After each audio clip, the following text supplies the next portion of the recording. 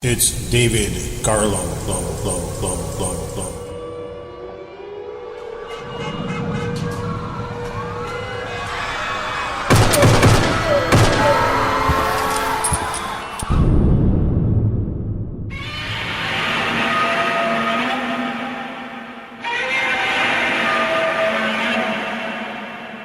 Today I'm talking to Tony West of Blacklist Union, and he has a lot to say. Check it out.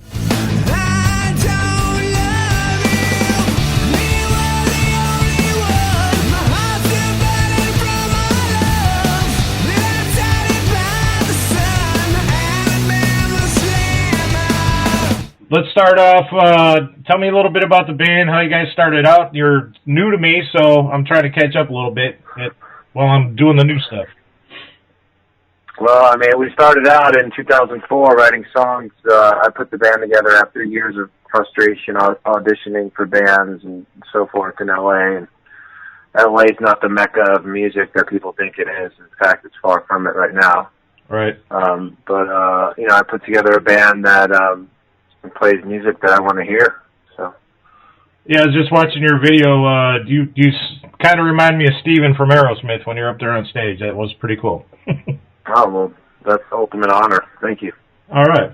Now, you say in L.A. sort of down a little bit. A friend of mine moved out there. He was playing with the Bullet Boys for a while, so he told me a lot of the same thing. You know, all those bands, the Bullet Boys, Quiet Riot included, Faster Pussycat, Wasp, all these 80 bands are out there. First of all, they cock block all the cock rockers are cock blockers. Gotcha. They don't help out any other bands.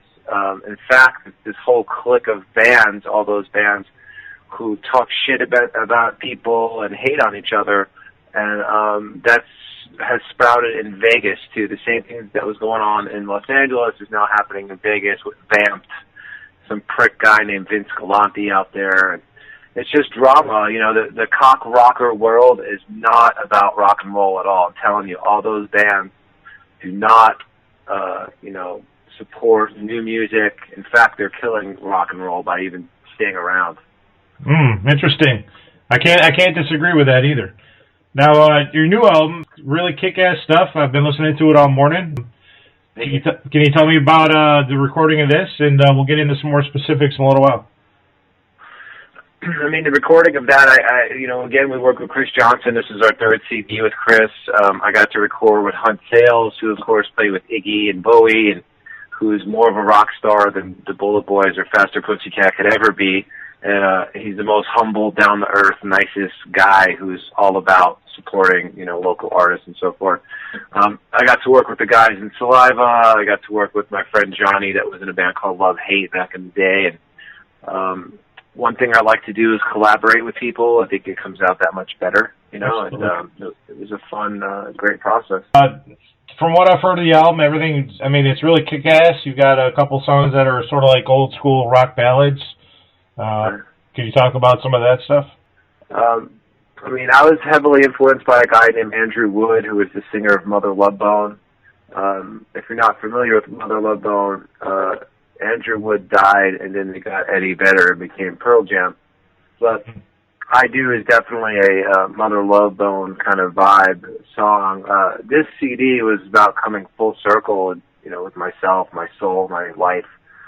And that specific song was basically about, do you love people? Do you want them to love you? Well, I do. I do, just like everybody else does, and right. I spent a lot of years pretending like I didn't, but in actuality, I did, just like anybody else, and just because I always say I'm an artist and a singer in a rock band doesn't make me any more or less human than the next person, I use songs as almost like a therapeutic value for myself, and there's been plenty of people that have come up to me over the years that have said our songs have helped them through some dark times, which is awesome.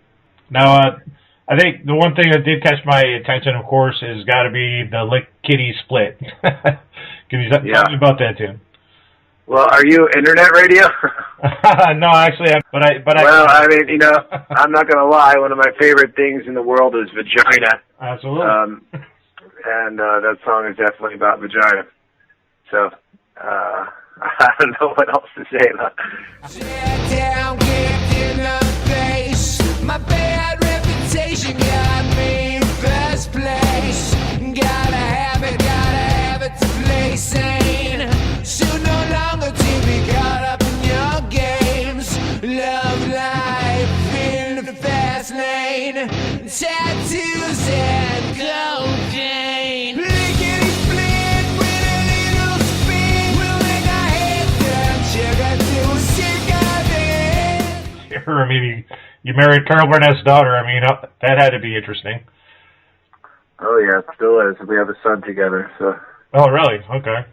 He's a beautiful little boy. He's 7 years old. I walk him to school every day, and I love that kid, man. He's a beautiful little boy, you know.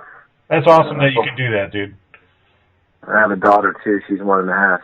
Awesome.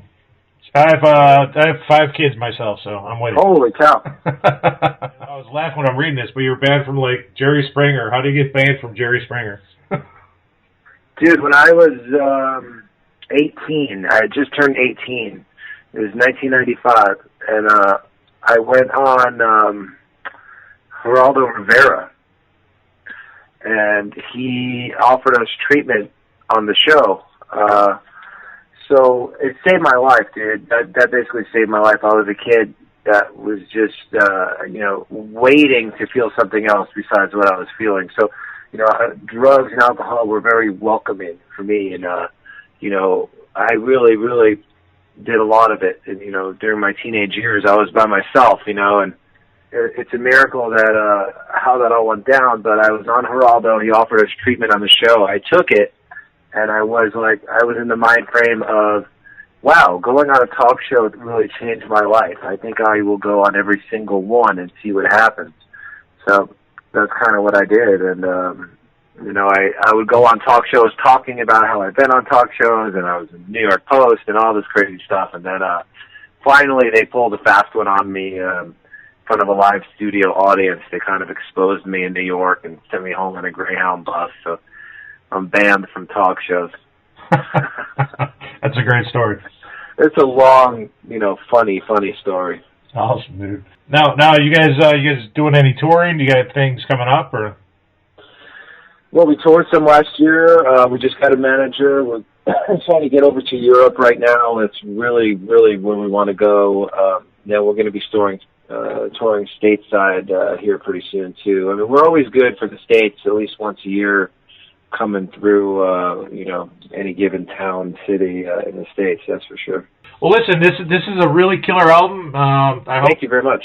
I hope to help people get out here, especially out this way, to take a chance and listen to it, and I hope to hear it on the radio very soon. Thanks, man. And how far are you from Rochester? Oh, about an hour. So you know House of Guitars? Oh, yeah.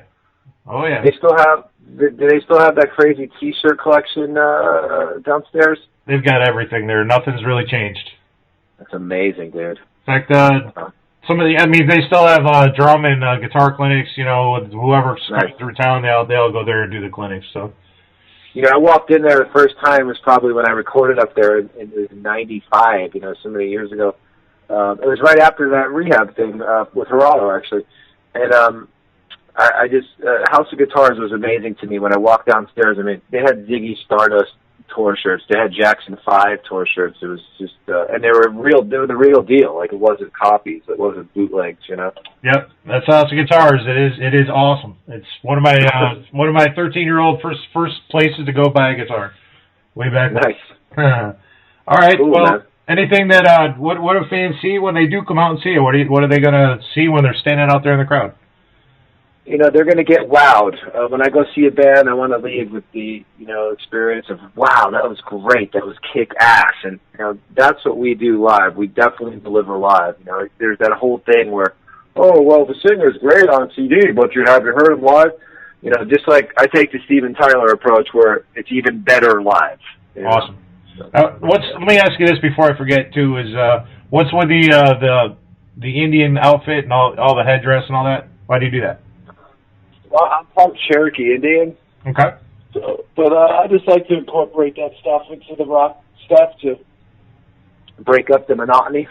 Cool. I remember Joey Belladonna always did it. He's from here, and Yeah. I'm half Mohawk myself, so I get it. That's cool. Oh, nice.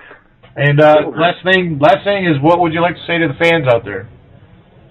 Thank you for your support, and please help spread the word. I mean, a lot of people have heard our name, but they haven't heard the music. So if you need to burn CDs, whatever you need to do for people to hear this, kick-ass rock and roll is still alive and well, you know what I mean? Please do so. I mean, feel free to burn our CDs and hit us up on Facebook, on our website, blacklistunion.com. We're pretty easy to find. So the next song I wrote with Todd Youth, who was in Degeneration and Danzig for a long time, and this is called Digging for Gold.